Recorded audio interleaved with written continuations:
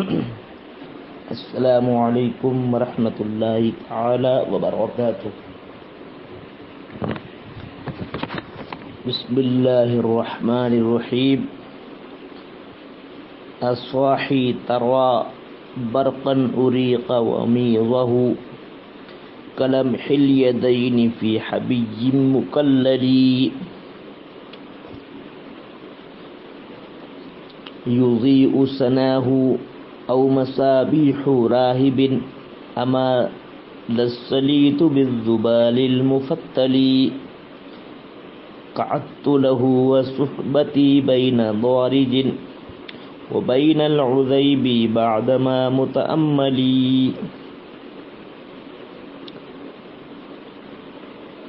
ترا پہلے محاسن بلاغت دیکھ لیں۔ ترا اری کا ترا اری دونوں میں جناس اشتقاق ہے، اور اصاحی یہ منادہ مرخم ہے۔ قرینہ جو ہے الف حرف ندا ہے، اصل میں تھا یا صاحبی، تو با کو جو ہے حذف کر دیا گیا ہے، ایک کلمہ ہے با، اس لیے یہ منادہ مرخم ہے اور اس میں ایجاد حذف ہے، اس لیے کہ با کلمہ حذف کیا گیا۔ ومیز کی جمع آتی ہے وماز، اس کا معنی آتا ہے بجلی کی چمک۔ برق معنی بجلی، اس کی جو ابراق، اور ومیز بجلی۔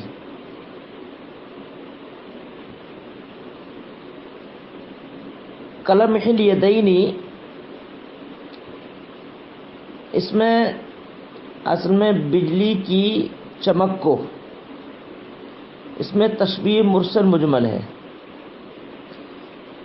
اس لیے کہ بجلی کی چمک کو، یعنی بادل جب حرکت کرتا ہے تو اس میں بجلی جو چمکتی ہے، تو اس بجلی کی چمک کو تشبیہ دی ہے گھوڑے کے دونوں، گھوڑے کی برق رفتاری کے وقت گھوڑے کے دونوں اگلے پاؤں کے ذریعے سے جو چمک پیدا ہوتی ہے، اس چمک کو تشبیہ دیے بجلی کی چمک سے، اس لیے تشبیہ مرسل مجمل ہے۔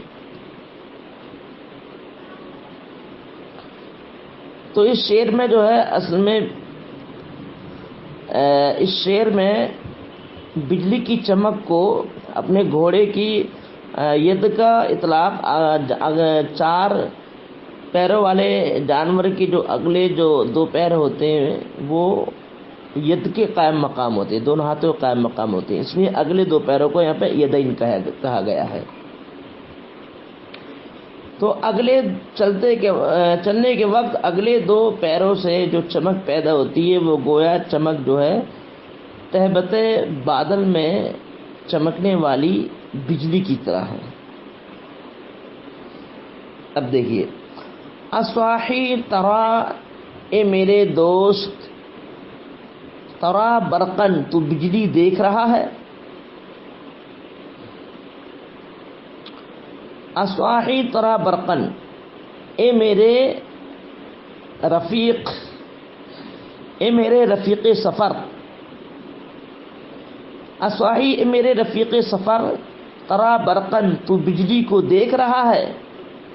اریق ومیضہ، میں تجھ کو اس بجلی کی چمک دکھلاتا ہوں۔ اریق ومیضہ، میں تجھے اس بجلی کی چمک دکھلاتا ہوں۔ کلمح الیدین فی حبی مکللی، تہبت بادل میں دونوں ہاتھوں کے چمکنے کی طرح۔ مکلل، کلل یکللو، تہبت ہونا، ابھی میں نے بادل، تہبت بادل۔ تو اصاحی ترا برقن، اے میرے رفیق سفر، تو بجلی دیکھ رہا ہے۔ تو اریق ومیضہ، میں تجھ کو اس بجلی کی چمک دکھلاتا ہوں، تہبت بادل میں دکھلاتا ہوں۔ گھوڑے کے دونوں اگلے پیروں کے چمکنے کی طرح. یضیء صناہ او مصابیح راہب امان السلیط بالذبار المفتل. یہ یضیء صناہ تو اس میں جو ہے پہلے والے شعر میں یعنی تحرک البرقی کا تحرک الید الفرسی، تو بجلی کی حرکت کو اس میں تشبیہ دی گھوڑے کے دونوں ہاتھوں کی حرکت سے، چمکنے کے اعتبار سے. اس شعر میں محاسن بلاغت دیکھ لیں تو ضو، ثنا، مصباح، ان تینوں میں مرات النظیر ہے. ثنا کے معنی آتے ہیں چمک، روشنی. مصباح کے معنی چراغ، راہب، پادری، تارک الدنیا. امالا یمیلو، اونڈیلنا، باب افعال سے ہے. سلیط کی جمع سلائط، زیتون کے تیل کو بولتے ہیں. زبال بولتے ہیں پلیتے کو، یعنی بتی کو. وہ بتی جو چراغ کے اندر جلائی جاتی ہے اس کو زبال بولتے ہیں.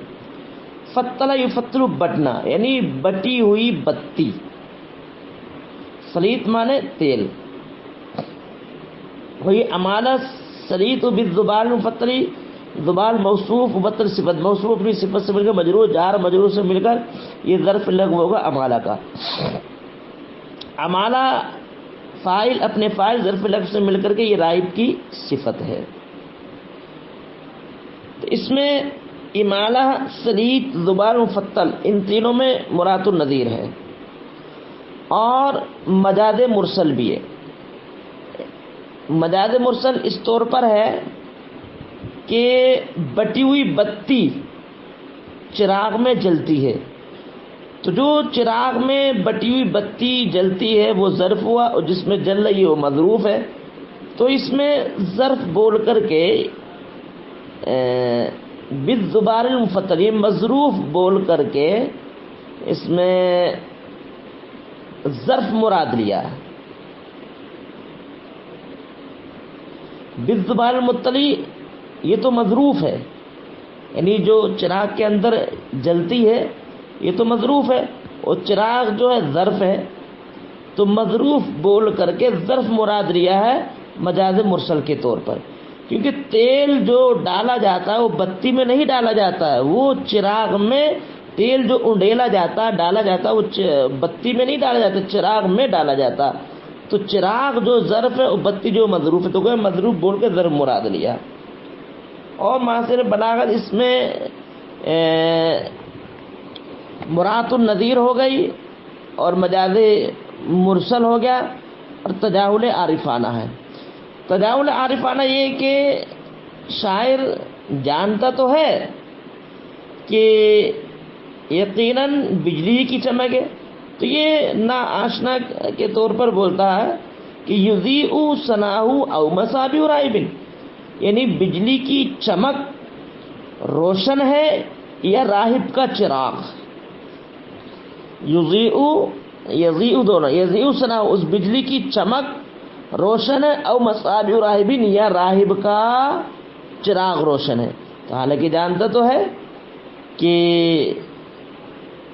یعنی بجلی کی چمک یعنی جو روشنی جو پیدا ہوئی ہے، وہ روشنی جو پیدا ہوئی ہے بجلی کی چمک سے روشنی پیدا ہوئی ہے یا راہب کے چراغ سے. جانتا تو ہے کہ بجلی کی چمک سے، لیکن یہ تجاہل عارفانہ کے طور پر ہے. یضیء صناہ اس بجلی کی چمک روشن ہے یا بتی میں تیل انڈیلنے والے راہب کا چراغ روشن ہے.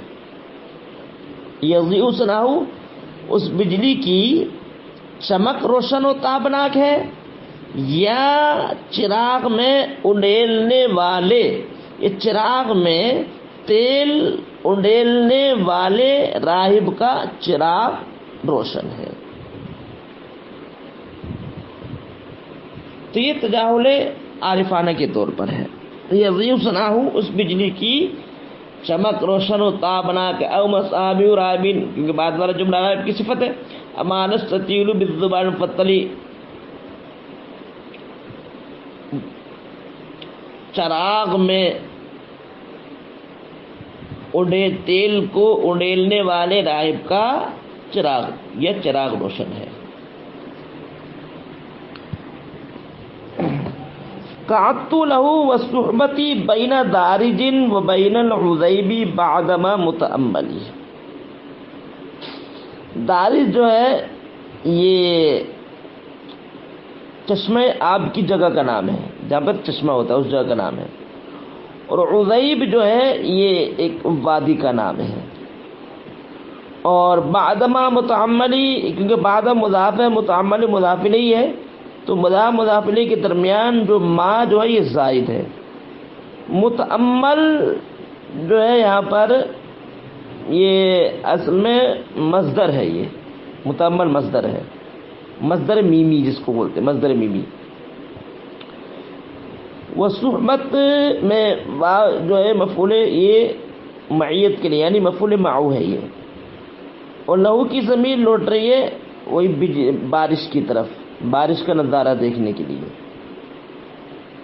بجلی کی چمک بجلی کے چمکنے کے بعد جو بارش ہوتی ہے اس بارش کا نظارے کی طرف اشارہ. شعر کا مفہوم یہ ہے کہ میں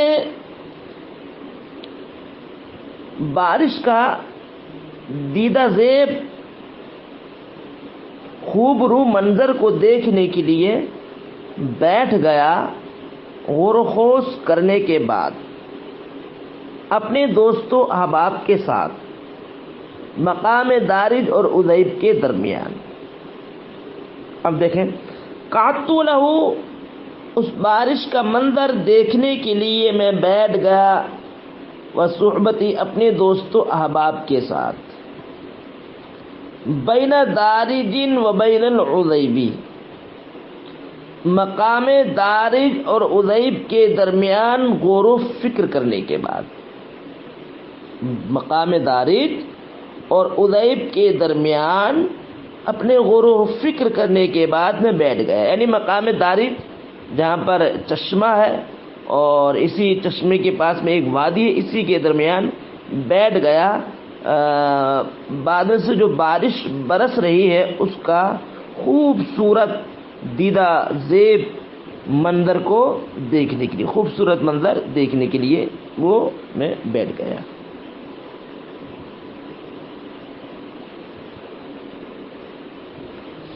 علی قطن بالشیم ایمن صوبہ وایسرہ علی الستار فیذبلی. یہاں پر جو ہے بارش کے شعر کا مفہوم یہ شعر میں بارش کی کثرت بیان کرنا مقصود ہے. یعنی اس جو بجلی سے جو چمک پیدا ہوئی اور بجلی جو بادل میں چمکی اس سے جو بارش پیدا ہوئی ہے ایسی بارش ہوئی کہ ہر طرف بارش ہی بارش ہو رہی ہے.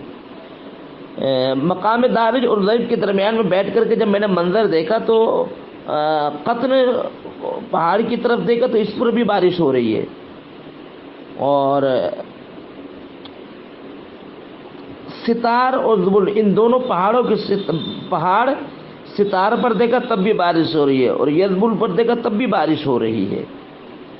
شام شیمن کے معنی آتے ہیں بارش کو دیکھنا. اب دیکھیں اور اصل میں ایمن صوبی یہ مبتدا مؤخر ہے اور علی قطرن یہ مبتدا یہ خبر مقدم ہے اور بالشیم سے پہلے حال جو ہے وہ محذوف ہے. یہ بالشیم حال سے متعلق ہے حال محذوف سے متلبسا محذوف ہے. وہ ایسر یا مبتدا علی الستار یہ خبر ہے اور فیذبل کا عطف ہے ستار پر کیونکہ فا جو ہے یہاں پر عاطفہ ہے.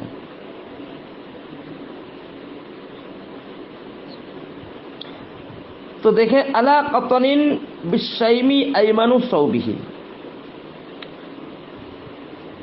اس بادل کی بارش کی دائیں جانب کوہ قطن پر دیکھنے سے بارش معلوم ہوتی ہے. ایمن صومین یعنی صوب السحاب، صوب مانے بارش، ایمن دائنی جانب. تو ہی ضمیر بادل کی طرف لوٹ رہی ہے. اس بادل کی بارش کی دائنی جانب علی قطن، کوہ قطن پر، بالشیمی دیکھنے سے بارش معلوم ہو رہی ہے. وَأَيْسَرُهُ، اور اس بادل کی بارش کی بائنی جانب، علی الستار، پہاڑ ستار پر، اور پہاڑ یزبل پر دیکھنے سے بارش معلوم ہوتی ہے. ماصل ترجمہ یہ علی قطن بالشیمی ایمن صوبی، یعنی اس بادل کی بارش کی دائنی جانب بارش ہو رہی ہے کوہ قطن پر، یعنی بارش نظر آتی ہے کوہ قطن پر دیکھنے سے.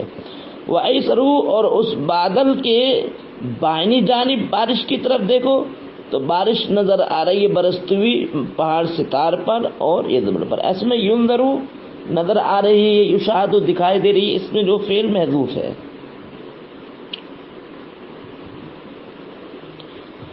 فَأَضْحَى يَصُحُّ الْمَاءَ فَوْقَ قُطَيْفَةٍ يَكُبُّ الْأَذْقَانِ ضَوْحَ الْقُنَحْبَلِ. اضحیٰ جو ہے یہ سارہ کے معنی میں، اور اس کی جو ضمیر ہے وہ ناقص میں سے سارہ کے معنی میں، اور اس کی ضمیر سحاب کی طرف لوٹ رہی ہے. صحا یسوح، پانی کا برسانا، اور یکبو جو ہے یہ حال ہے یسقطو کے معنی میں. اذقان ذقن کی جمع ہے، اس کا معنی آتے ہے ٹھوڑی، لیکن ٹھوڑی جو یہ سر میں ہوتی ہے، یہ گردن سے اوپر کی اتنا اطلاق سر پر ہوتا، تو ٹھوڑی جو جز بولے کل مراد لیا یہاں پر سر. دوحن بولتے بڑے درخت کو، کنابل یہ درخت کی ایک قسم کا نام ہے، یعنی بڑا درخت. تو اس شعر میں بارش کی مفہوم یہ کہ شعر میں بارش کی کثرت کو، زیادتی کو بیان کرنا مقصود ہے. پہلے شعر میں گزرا یعنی ہر وقت جو بارشی چار جانب پہاڑوں پر بارش ہو رہی ہے. کوہ قطن پر دیکھو تو بارش نظر آ رہی ہے، اور بارش کی بائیں جانب ستار پہاڑ کو دیکھو، اور یزبل پہاڑ پر دیکھو تو بارش ہی بارش نظر آ رہی ہے. تو اب یہاں پر اس شعر میں کہتا ہے کہ اتنی سخت اور اتنی تیز کی بارش ہوئی کہ گویا اس درخت نے بڑے بڑے درختوں کو اوندھے منہ گرا دیا. اس طریقے سے بارش ہوئی.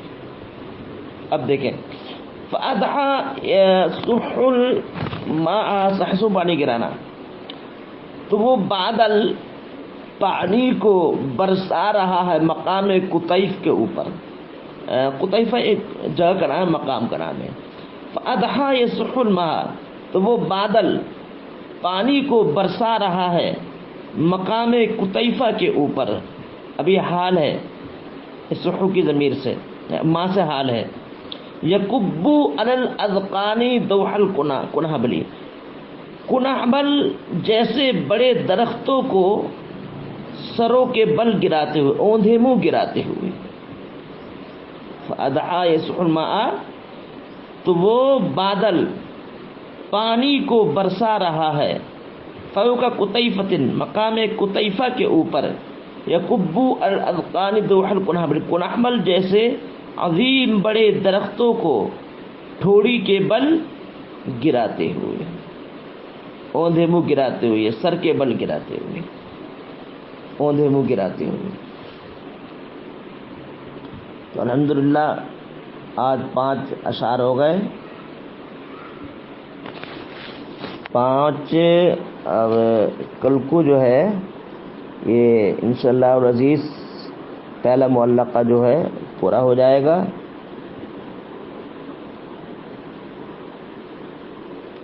یہ 7 اشعار بچے ہیں، تو یہ 7 اشعار کل پورے ہو جائیں گے، اور پہلا معلقہ انشاءاللہ العزیز یہ پورا ہو جائے گا. تو آپ حضرات اہل لغات پہ غور دیں اور محاسن بلاغت پہ بھی دھیان دیتے رہیں. اور حل لغات ترکیب نحوی بھی دیکھتے رہیں تاکہ سب کے سب ازبر رہے.